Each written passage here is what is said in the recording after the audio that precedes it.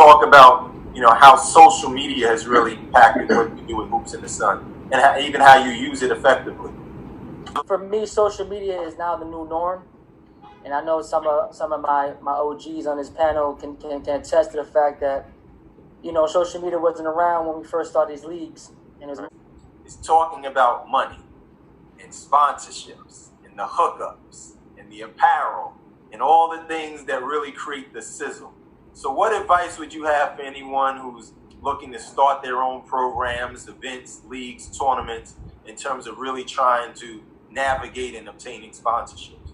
Sponsorship, there's so many different, facets you want to think about. So first you got to value your league more than anything. You have to model your gear. So like Kenny Graham, he's going to keep something West 4th on him. All right, Bernard Bowen, man. So, you've been fortunate enough to work with a lot of great people in all levels of basketball. But what would you say is the greatest thing that you've really gained from working with youth in particular? The greatest thing working with youth, I think for me, honestly, from the youth side, seeing guys go off to college. Kenny Stevens, I know that you have a large youth following as well. I'd like to hear what you guys are doing during this time to really keep your youth motivated.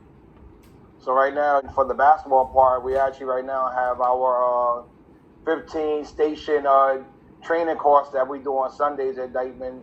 Yeah. Bernard, can you talk about some of the things that you're doing with the kids? Yeah, I mean, what Kenny said, we're doing a lot of Zoom stuff.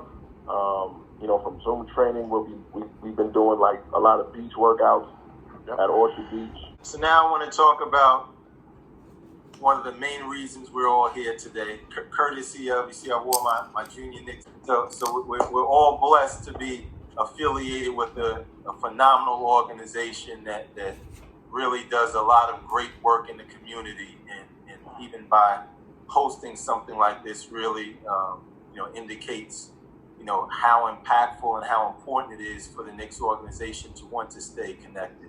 So I'll just open this up to any of you that want to chime in, but how has being a part of the Junior Knicks family help your organizations that you run? There's a lot of things being connected to the Knicks that we can morph into helping our kids. Within 30 seconds. Yeah.